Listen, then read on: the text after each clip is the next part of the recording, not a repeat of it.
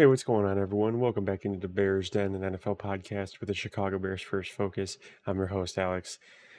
It has finally happened. Matt Eberflus has been fired. I know I'm recording this video a day after it actually happened. Had a busy Black Friday yesterday, but look, it's finally happened. What I've been clamoring for really since the Packers game at the end of last season, after the Bears scored 9 points. I was at that game in Lambeau Field. You know, when the Bears scored 9 points, I knew that Justin Fields was going to be traded. You know, he fell to 0-6 against Green Bay after that game. Wasn't working out. 9 points isn't good enough. We knew that he was going to be traded. And I knew that Eberflus should be fired then because you're getting the new quarterback. So let's not repeat the cycle. And Ryan Poles decided he wanted to keep some continuity and try his best to keep the team together. And now, with 5 games left, we've wasted another season because we chose to stick with Matt Eberflus, and now he's gone.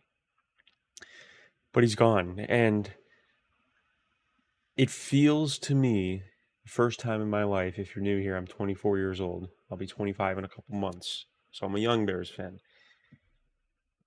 But it feels like for the first time in my life, the Bears are actually progressing in the right direction. They've hit the quarterback. We know that. And they finally broke the tradition of not firing a head coach midseason. They finally said enough is enough. Matt Eberflus was so bad that they had to break the tradition. So it feels like the Bears are progressing in the correct direction. Now, I'm frustrated that it took this long, and there's reports today coming out on Saturday the 30th that Ryan Poles wanted to fire him after the Patriots game, but ownership wouldn't allow that. So Ryan Poles gets a little credit back. You know, I was kind of moving towards being out on him, but he wanted to fire him after the Patriots game. But once again, the McCaskies are in the way, holding things up, wasting more games. Because that's now 3 NFC North games that could have been won had he been fired. So Ryan Poles gets a little bit of credit back. And, you know, while I will sit here and rip on Matt Eberflus for his production on the field and his antics in the press conferences, there is always the part of me that realizes there's a human aspect to this. He is a person, and, you know, getting fired is not something that, you know, you really want to see from anyone, right? Kind of causes problems for the family. They'll have to move, whatever. But there's the other side of it where he's making millions. He's going to make 20 grand a day for the next 2 years from the Bears. He will most likely get another coaching job somewhere else if he chooses. He'll be all right. You know, I respect Matt Eberflus for the work that he put in, for, you know, his effort trying to make the Bears better. And it didn't work out. And that's the way it goes. But it wasn't good enough. And I'm just so glad that the front office and management could actually see that. And instead of waiting the rest of the year, they can now audition Thomas Brown, who might be the future head coach. The Bears might have the head coach in the building already. And to me, that might be the best case scenario. I get it. There's all these big names out there. Vrabel, Ben Johnson's the big one everyone wants. Part of me wants him, right? I get it. I see people floating Matt Nagy around. That would be interesting, right?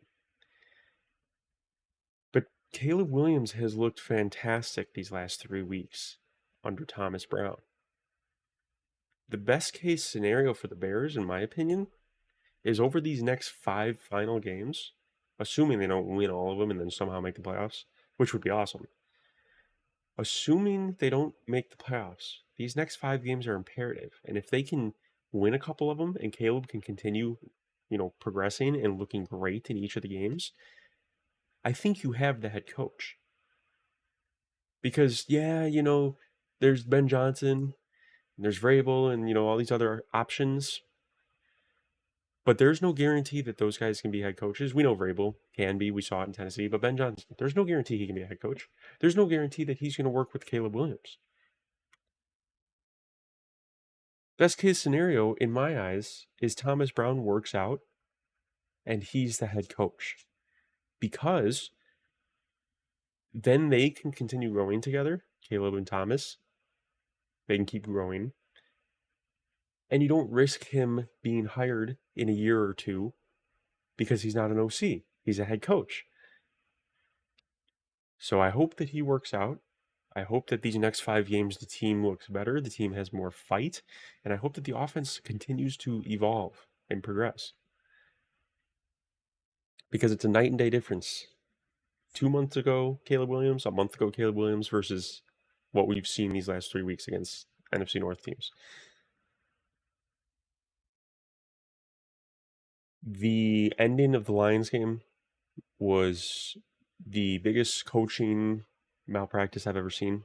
I'm not going to go into huge depth in it. Media's talking about it, and I talked about it after the game in my previous video. So if you want to hear my thoughts on the game right after the game happened, go listen to that video. But there was no way that Eberflus survived after the ending of that game. And I see, a lot of the big media trying to decide, is the blame on Caleb Williams or is the blame on Matt Eberflus? And there's people trying to put the blame on Caleb. And I'm here to say that it's really quite easy, actually. The blame is on everyone involved. The quarterback could have been more urgent. He could have understood the time, left the time ticking down. He has the ability to call timeouts if he needs. But it was a big moment on the road, primetime Thanksgiving. The entire country's watching. Stadium's loud. 10-1 team on the other side. He's trying to figure it out, get the guys back to the line, get the play ready, make some adjustments, which whether or not he should make adjustments in that situation, that's a separate discussion. But if the call is what they were saying was a draw, you're not going to run a draw again when you just got sacked instantly, and you're not going to risk losing more yards, right? When you need the field goal. So changing the play there makes sense to me. But when all that's happening, and the head coach is on the sideline watching the clock tick down, and seeing that the quarterback's trying to get everyone set up and the guys aren't getting set up, you call the damn timeout. You help the quarterback. You help the players. Okay? You're the head coach. This is a rookie. The head coach is supposed to prop up the rookie and help him in any way that he can. And if you watch it back, when Caleb is getting everyone back, he's signaling, he's getting everyone back, you can see players on the Bears yelling and clapping, trying to get them to get the playoff. And you see Matt Eberflus yelling, come on, gotta go. He has a timeout. And he's not using it. Because the awareness level was too low. So there was no way he was going to survive. And if you don't choose to watch my last video, so be it. But after that game, I discussed how I was upset and I wish that the Bears won that game for Caleb. But that this was them losing that game was better for the big picture. And it was. He's gone. He's been a big problem. He has the worst record of all time in coaches in one-score games that have at least 20 games in one-score games. He's 5-19. It's unacceptable. It is unacceptable. And, I see a couple people making excuses for him. It's not all his fault. It's the players too. Of course it's the players as well. Matt Eberflus had 2 quarterbacks. He got Justin Fields out of there. Wasn't good enough, apparently. Got him out. Got Caleb Williams. And the game still went the same way with better quarterback play. It was the offensive coordinator last year. It was Luke Getsy. He got him out of there. We bring in Shane Waldron. It's the same dysfunction. Get him out. He was never going to survive another season. I'm glad the Bears chose to make the move now. They actually are using their brains for once. They now have time to go interview early, audition Thomas Brown, and start the process early so it's not rushed. So they can actually make a real decision.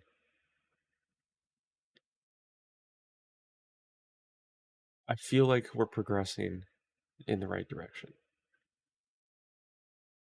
I'm excited again for these last 5 games. These past few weeks have been rough. I mean, this has been the most difficult Bears season in my life. The way that they're in all of these games and they just find ways to lose.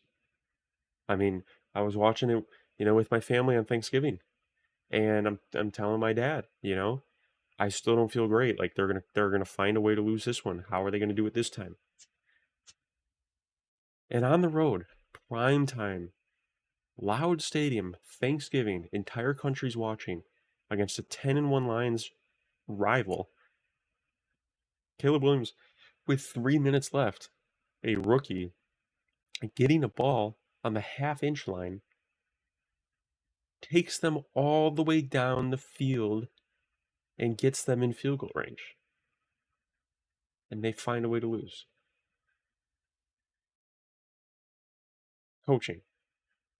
People want to put a lot of blame on the players, partially on them, but the coaches are supposed to prepare the players. The coaches are supposed to clean up the mistakes. And what was really fireable, excluding everything else, right? What was really, really a fireable offense in this Detroit game was in the first half, on the first pick play, Cole Kmet getting an offensive pass interference for running into the guy. On the final drive, with the game on the line, he does it again. The same mistake was made a second time in the same game. Because the coaches, the head coach, and all the other coaches did not correct it. I don't know for sure, but I would like to believe that no one went over there and told him why he can't do that, why, what he should do instead to avoid the penalty. Same mistake was made a second time, and it cost them big time. Multiple penalties on that final drive held them back. I was telling my dad during the game, it's like two unstoppable forces meeting. Caleb Williams trying to drive the team down the field. But the teammates and the coaches, the penalties, the emotions, the poor decision making, holding it back. Who can do it? Who can do it? And we've seen it the past couple weeks. Caleb tries, he gets close. And then the coaching and the penalties and the teammates step in and ruin it. Keenan Allen on that non-face mask call should have been a face mask. His helmet got ripped off. Late game situation, though, he's throwing the ball at the ref. That's penalty. That's hurting the team. That's hurting the rookie quarterback. That's putting the rookie quarterback in now an uncomfortable situation, excuse me. Because then imagine what happens if Caleb doesn't take them all the way down the field. Let's say after the penalty from Keenan Allen, they get to fourth down and they don't get the ball, and they don't convert, and the game's over. Well, now the media that week's going to be going after Caleb Williams for having a chance to go win the game and not even getting close. And they would have ignored the fact that the veteran, soon-to-be Hall of Fame receiver got a huge penalty that cost them. So that was penalty number one. Then they have the offensive pass interference around midfield that wipes off a huge play to DJ Moore. Penalty that already happened in that game wasn't cleaned up. That's on the coaching staff. And it's partially on Kmet for not knowing that and doing it again. And then with the game on the line, they're in field goal range. Tevin Jenkins puts his hands to the face. Poor coaching. Poor effort. Poor focus. That's why they've been losing. But it's the coach's job to do that. We saw it in the halftime interview with Dan Campbell during the game. They're up 16-0, and they're asking him, how does he feel about how the first half went? And he's saying it hasn't been good enough. The details aren't there. We need to clean things up. Tired of the penalties. They're 10-1, and they were up 16-0 at that point in the game, and he's focused on the details. The Bears are 4-7, and there's clear that there's now 4-8, and it's clear that there was no focus on the details. That's the difference between the coaching. And I said it in my preview before the game. I think this game is going to be close. The Bears have a 20% chance to win it. but the coaching gap is going to be too big for the Bears. I hit it on the head. Came down to coaching at the end. Matt Eberflus is gone. Thomas Brown, now's your chance. I have a lot of faith in this guy. I think the offense is going to look great. And we might have the head coach already. We'll see. But if we don't, we can start interviewing early. So thank you, management, front office, for doing the correct thing finally. And we can move on from a terrible 3 years of going 14-32 with Matt Eberflus. I appreciate you guys listening as always. 10 subscribers away from 100 subs. If you're new here, please hit the subscribe button, hit the notification bell, give this video a thumbs up. I appreciate you guys listening as always. I will see you on Monday. We will be talking football, and we'll be talking Bears. Bear down. Have a good weekend, and I will see you then. Peace.